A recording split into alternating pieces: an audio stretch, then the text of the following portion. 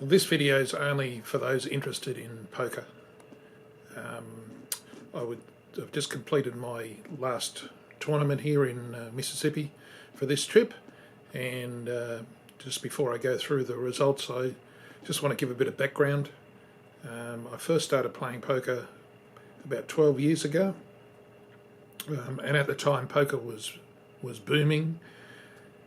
Now, the cause of that boom was a fellow named Chris Moneymaker, who played in a small online satellite and won entry into a major, well, the major event, the World Series main event, which he won, and ended up winning $1 million. So that caused an absolute boom to start. And then, of course, in 2005, an Australian won, Joe Hasham. So things were going really well. What happened is that the industry and the government combined to stuff it, actually. First of all, the second biggest poker site in the world was online poker site was Full Tilt Poker, and they were found to be misappropriating player deposits and were shut down.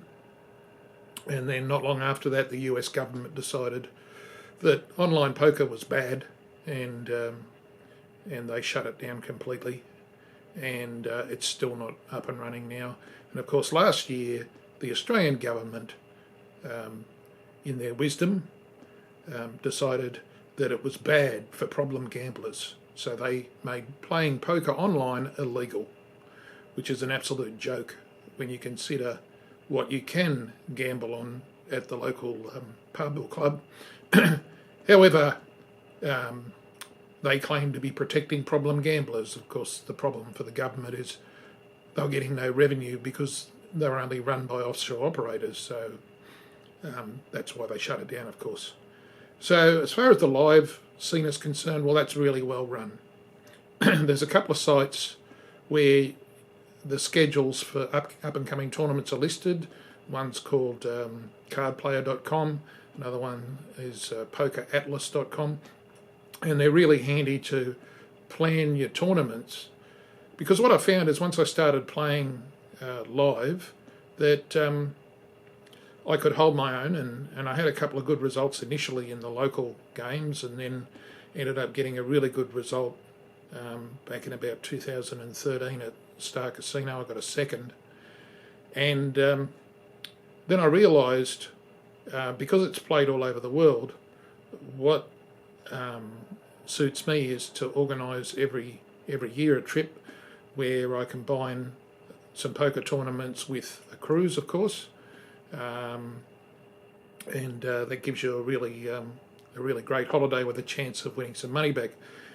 Now, there's a site called thehendonmob.com that records your results, and I've over the last 10 years or so accumulated winnings of around about 30,000 US that are recorded on that site, and that's paid for a hell of a lot of travel.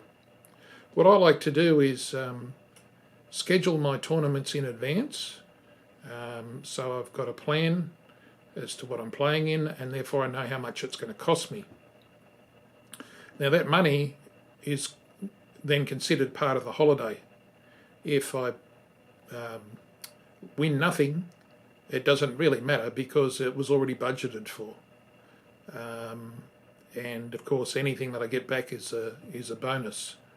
Now, that $30,000 in winnings, I can tell you, was paid for a hell of a lot of travel, and it's a lot of fun to sit down and play all day and concentrate and just try and get deep into a tournament. And when you do get on a good run, it can be very exciting. Now, to win a tournament's really hard.